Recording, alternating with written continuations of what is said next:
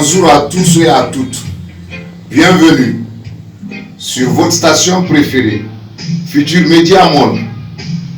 Aujourd'hui, nous avons pour thème comment éviter le conflit post-électoral dans le monde entier.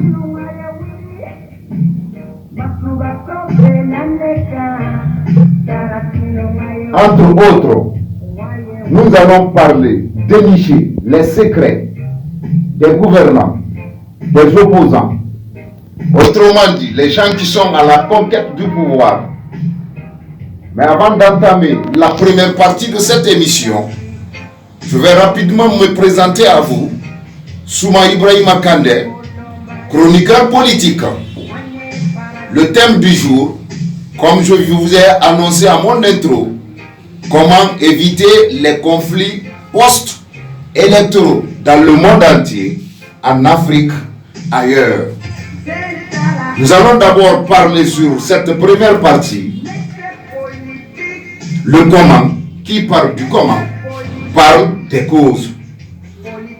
Souvent, il n'y a pas de feu sans fumée. Si nous voulons faire des élections crédibles, transparentes, apaisées et acceptées de tous, il faudrait ici qu'on mette l'accent particulier sur un certain nombre de faits.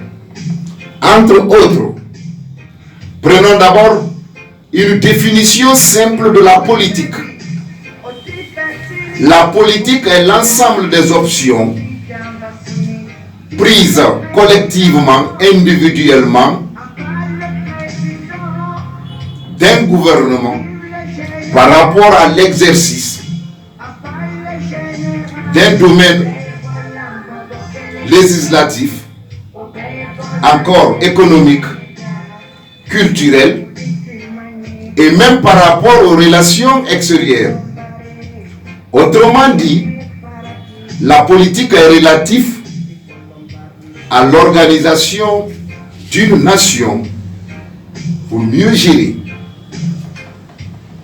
De cela, en matière politique, à partir du moment ici que les gens sont appelés à décider par rapport à un certain nombre de faits dans leur pays, cette question de l'exercice est devenue une question cruciale où tout un chacun cherche à avoir sa part de galette dans ce jeu. Les causes des conflits post-électoraux. La première partie, nous allons d'abord parler, dans beaucoup de nations au monde entier, les causes sont différentes les unes contre les autres. Si nous prenons le cas particulier de l'Afrique, souvent en Afrique, les gouvernants et l'opposition, il y a ce qu'on appelle un manque de confiance avant qu'on aille aux élections.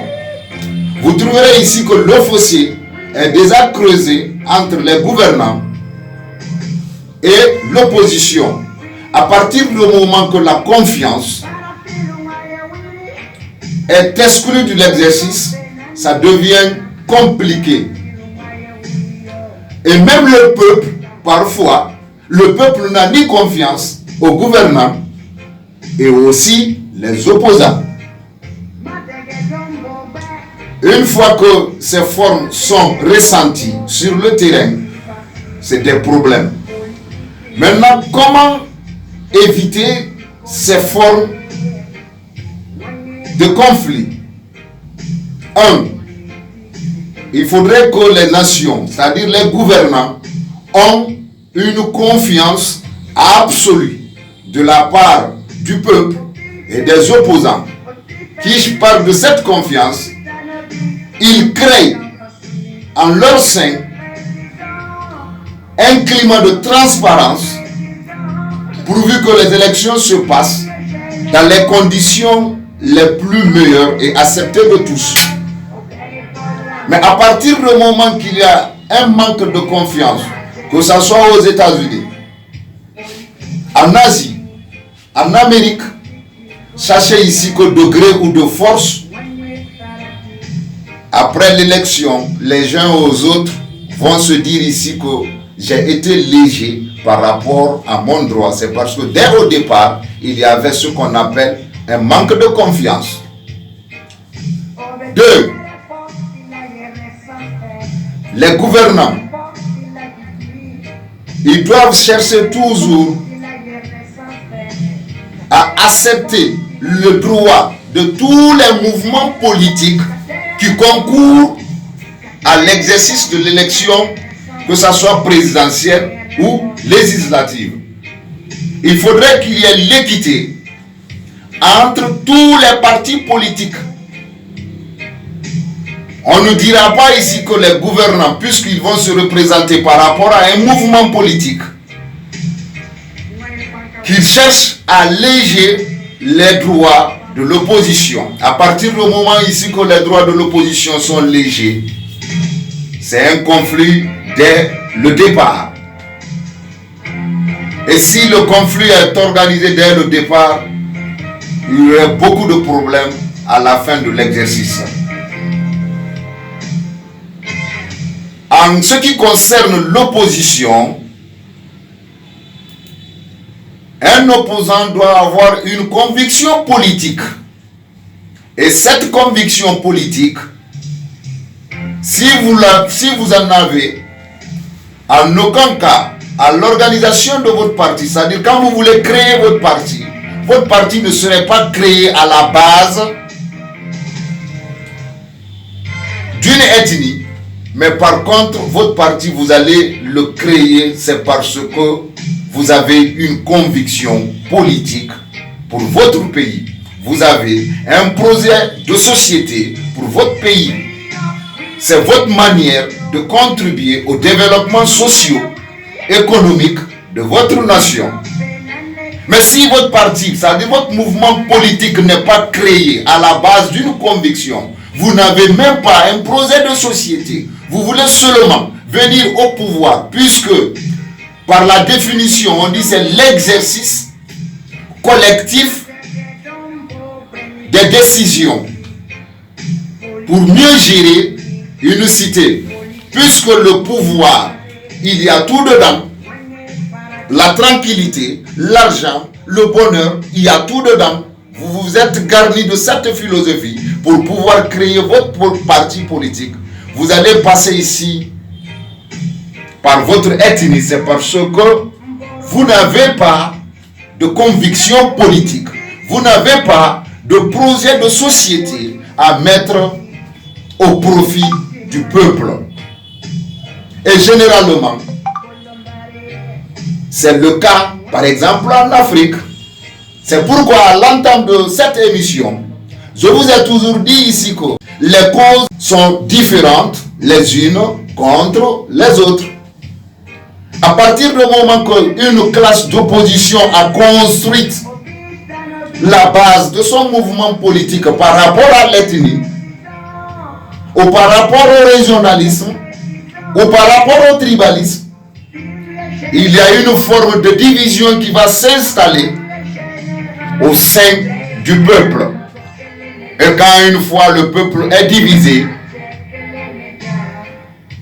ça devient un problème. Et l'objectif du développement socio-économique de la nation ne serait en aucun cas observé. Et cela n'engage que M. Souma.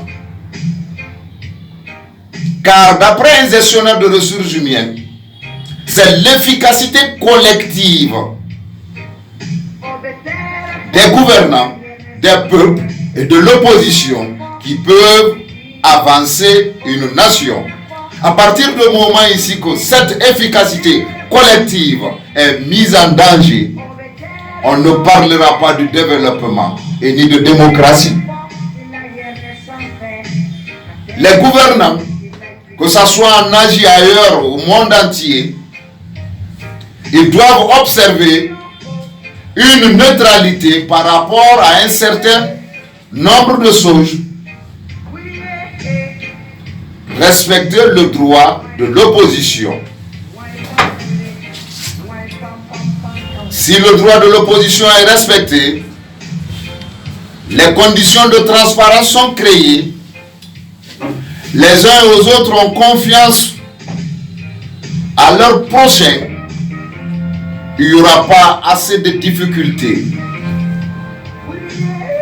Donc, il ne faudrait pas que les gouvernants mettent en tête ici qu'organiser une élection présidentielle ou législative, c'est dire à un étudiant,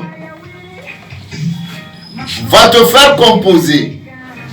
Nous connaissons tous le résultat qui va en découler. À partir du moment que vous dites à un étudiant, allez-y vous faire composer. Il ne faudrait pas que les États, les gouvernants prennent les élections comme ça. Si vous dites à un étudiant de se faire composer, il a le libre choix de faire son sujet,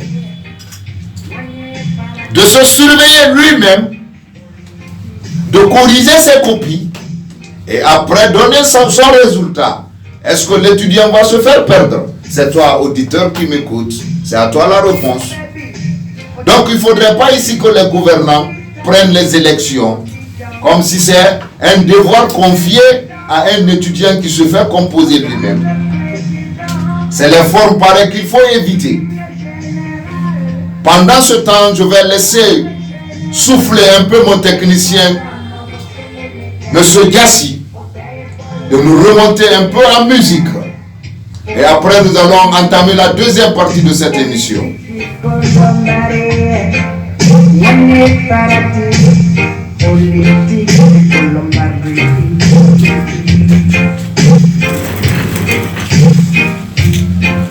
Merci, M. Gassi.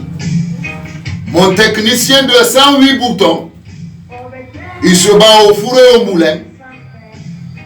C'est sa façon de contribuer par rapport au développement socio-économique de toutes les nations au monde entier. Car vous ne resterez pas sans comprendre, la station Futur Média Monde, c'est une station qui n'a pas de limite, qui franchit toutes les frontières au monde entier. La deuxième partie de cette émission serait spécialement basée sur les conséquences. C'est-à-dire, une fois ici qu'il y a un manquement ou des ratés par rapport au processus électoral. Je dis bien par rapport au processus électoral. À partir du moment qu'il y a un manquement, un raté par rapport au processus électoral, il y a degré ou de force, un conflit qui va naître. Et quand les conflits vont naître au monde entier, c'est des problèmes. Exemple des nations aujourd'hui qui sont en foyer de tension par rapport à ces élections. Le dernier en date, c'est le cas de nos voisins directs, le Mali. Le Mali qui vient de connaître un coup d'État où le président Ibeka a été renversé à 2 ans d'exercice de son mandat du deuxième mandat.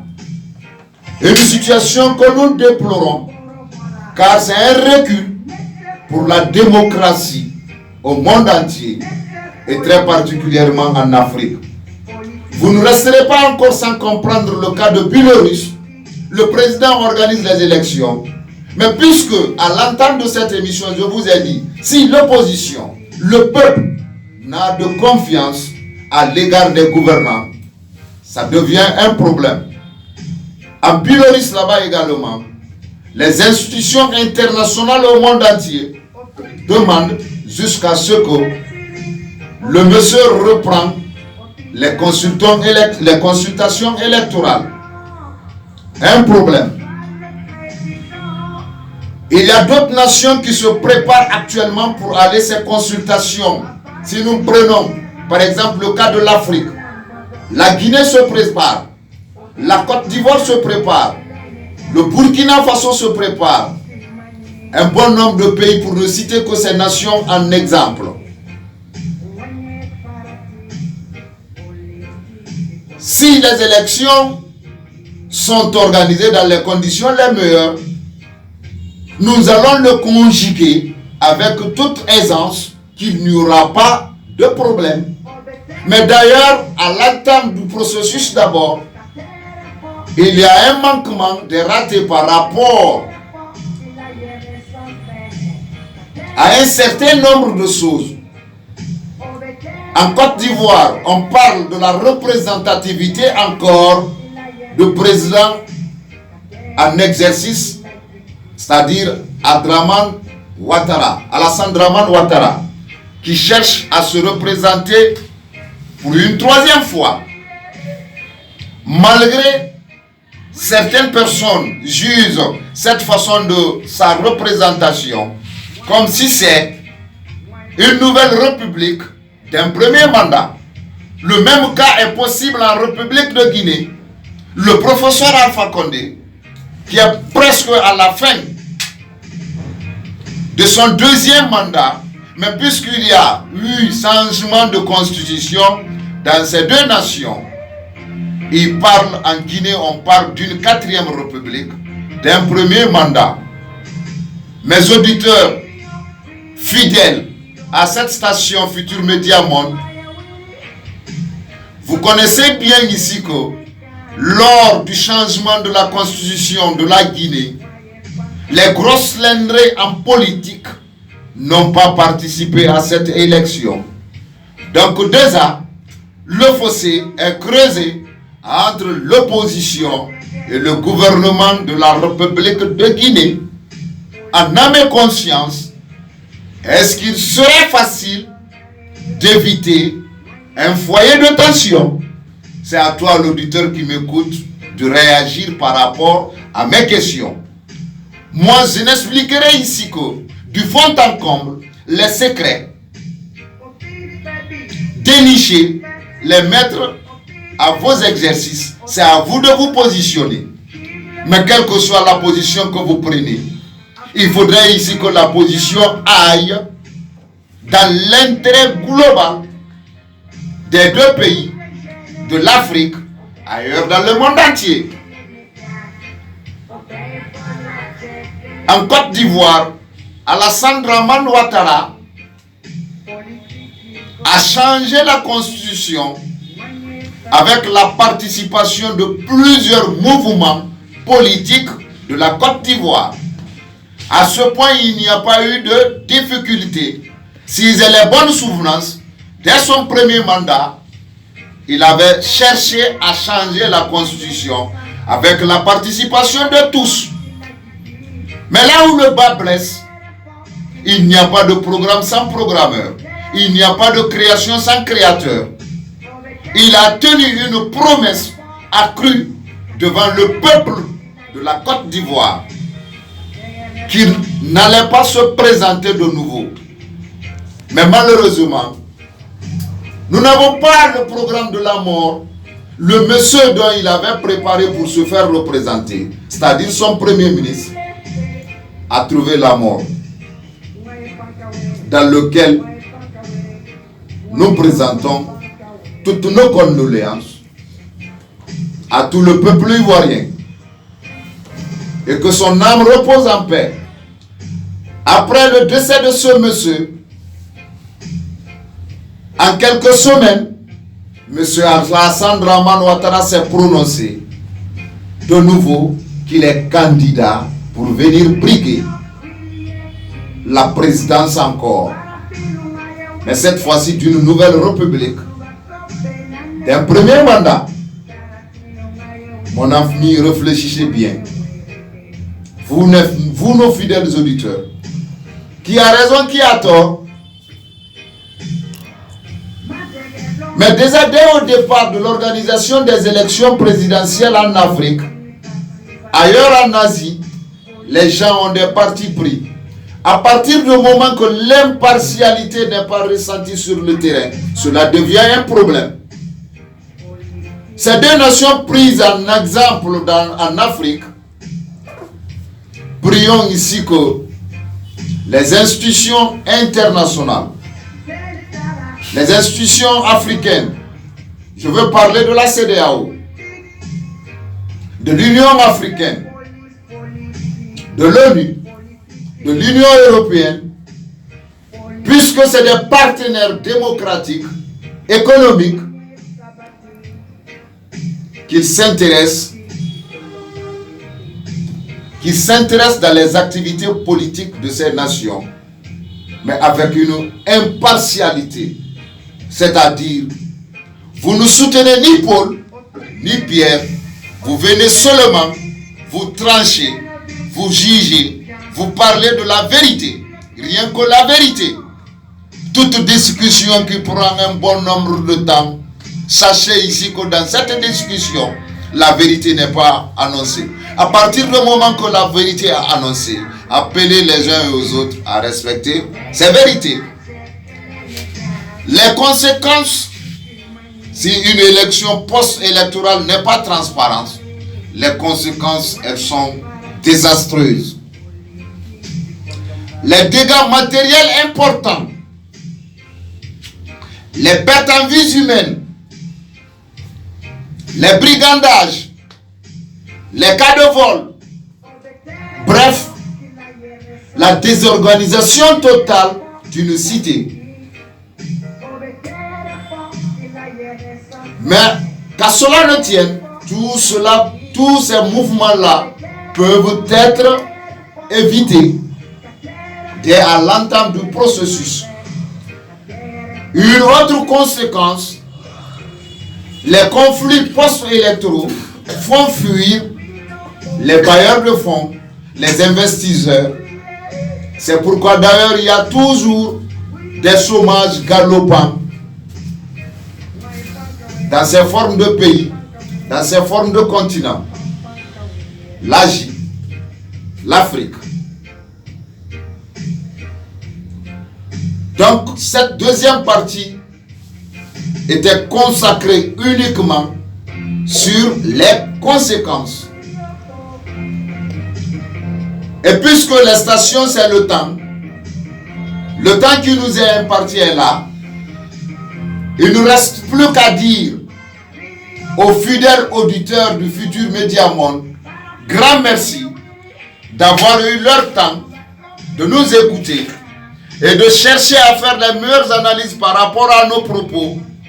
Nous vous le répétons ici que l'animation a été assurée par M. Ibrahima Kandé Souma, chroniqueur politique, m'ont aidé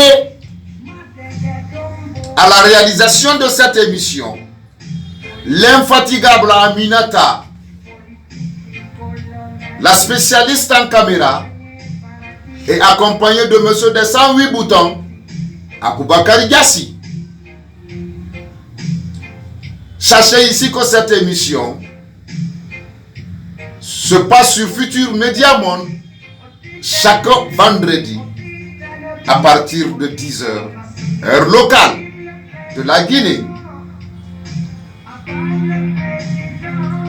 Et je n'oublierai pas aussi sans mettre un accent particulier par rapport au bombardier du micro de cette station, à la personne de M. Aboubakar Pastoria Kamara et à son directeur technique, M. Kamara Younoussa, pour les intimes, Franck. Je vous remercie.